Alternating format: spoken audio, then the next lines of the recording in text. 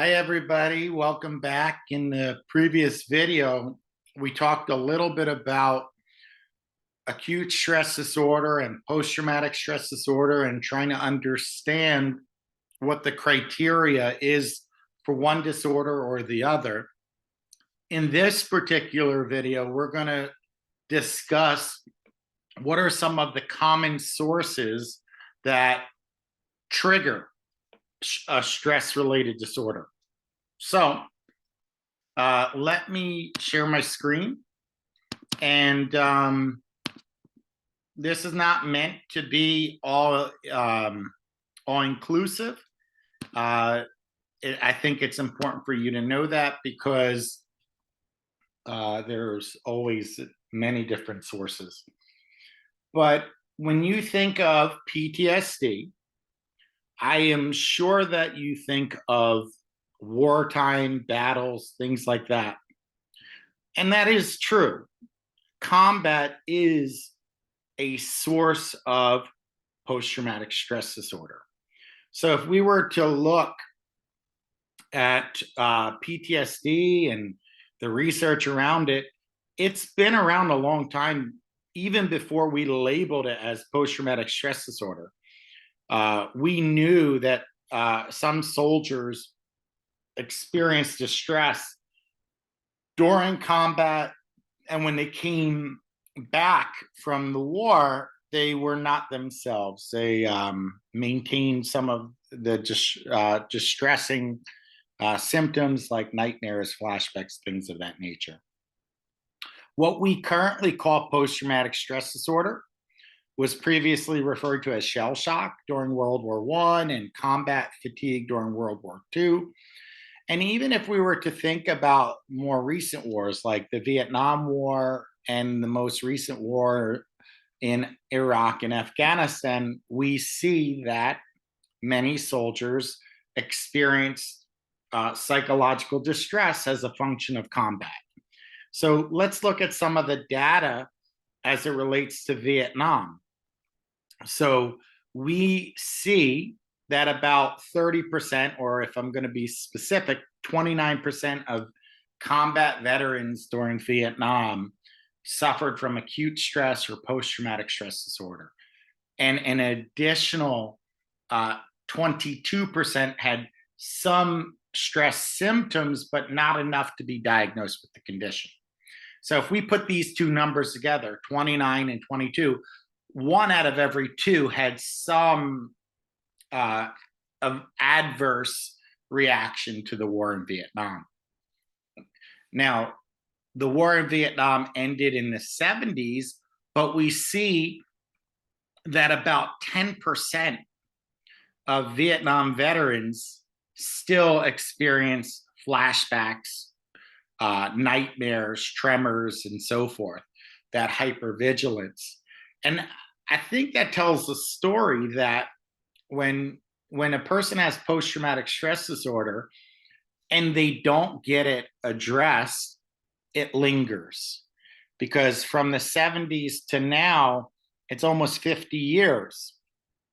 And to have people still suffering with nightmares and flashbacks, that is a sign that, you know, for some, the symptoms might go away naturally, but for most people, you do need a focused treatment. With the war in Iraq and Afghanistan, we see that about 20% of soldiers reported symptoms of PTSD, and only about 53% of these soldiers sought treatment. Now, I mentioned in the previous video that it's about 67, or 2 out of every 3 people in the general population seek treatment for symptoms of PTSD, but it's 53%. And I think that difference of 14% can be partially explained by the mentality of soldiers. So soldiers you're meant to be tough, you're not meant to report weakness, things of that nature. It also might be linked to people who are interested in making military a career. if you report having psychological distress, there's an anxiety that, hey, you might get discharged from the military and not be able to do a full 20 years or whatnot. Okay. In terms of combat vets, not everybody who experiences PTSD was directly affected. About half the people with PTSD saw their friend killed or maimed, right? So it's the toll. It does. You can have a vicarious trauma. You can experience trauma by observing other people. And then we see that about 10% of people report that they were personally injured. And the more times a person goes back into the combat zone, the greater the risk of PTSD. So repeated deployment increases the risk of PTSD by about 50%. All right.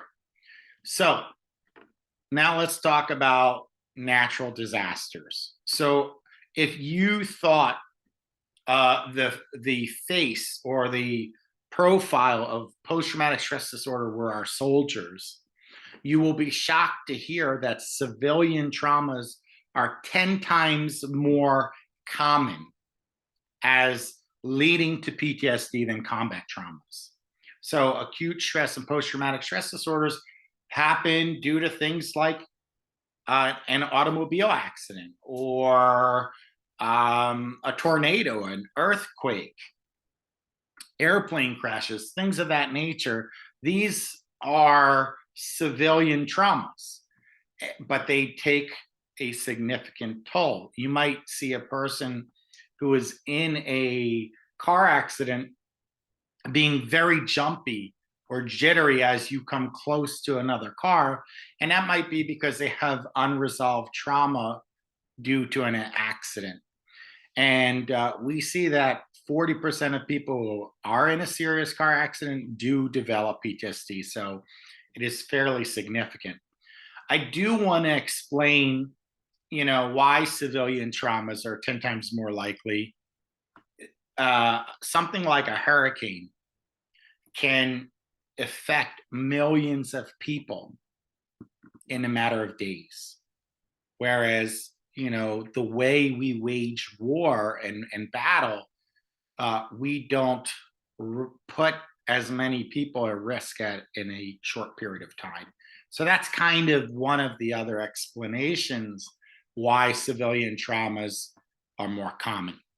Now, people who've experienced forms of victimization also develop PTSD.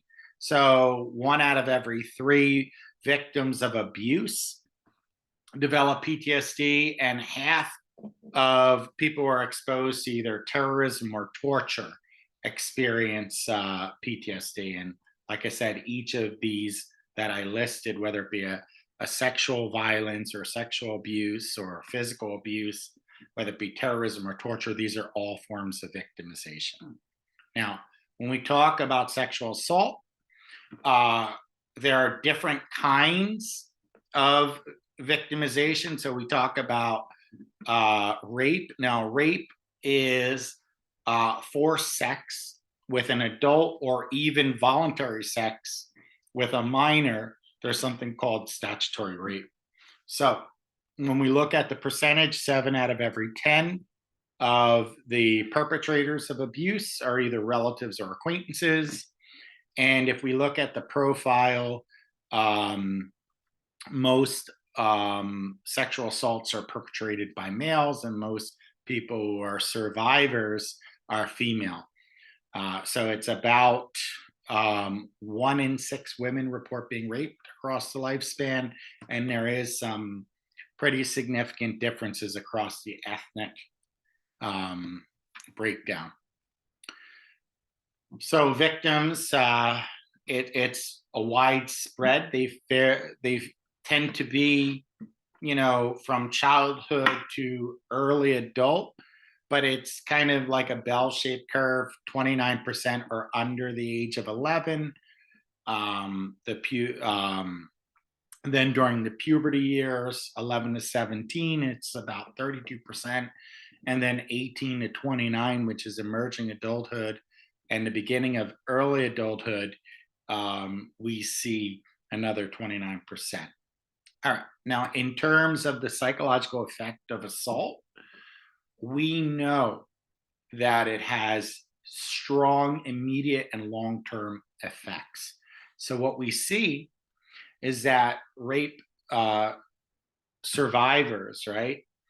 94% of them develop an acute stress disorder within 12 days of their assault. For some, the condition resolves itself within a few months, but others it lingers for quite some time. And then the more exposure to victimization, the more likely you're going to get a stress disorder. In terms of terrorism, when we think about terrorist activity or the being under the threat of terrorism, that's also linked to stress-related conditions. So if you look at Israel, Israel has one of the highest incidence rates of terrorism in the developed world, and relatedly, it also has one of the highest rates of PTSD in the world. Some examples of terrorist activities that resulted in high rates of PTSD was 9/11, the train bombings in Madrid, the subway and bus bombings in London.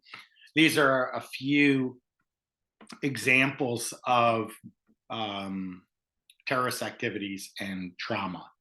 So, what about torture? When we talk about torture, these are brutal strategies that people use to make their victims give up or become helpless. And when we think of refugees, that's a good example of where torture can occur. So anywhere between 5 to 35% of refugees around the world report being tortured, and the torture can come in many forms, whether it be a physical torture, a psychological torture, a sexual torture, or deprivation strategies. These are all common triggers of PTSD, and you see anywhere between 30 to 50% of torture victims report either having PTSD or some symptoms. So I'm going to stop here. In the next video, I'm going to talk to you about why is it that some people experience PTSD and other people don't. So there are some factors that are going to predispose some individuals to have higher rates of PTSD than their counterparts. So let's stop there, and to be continued.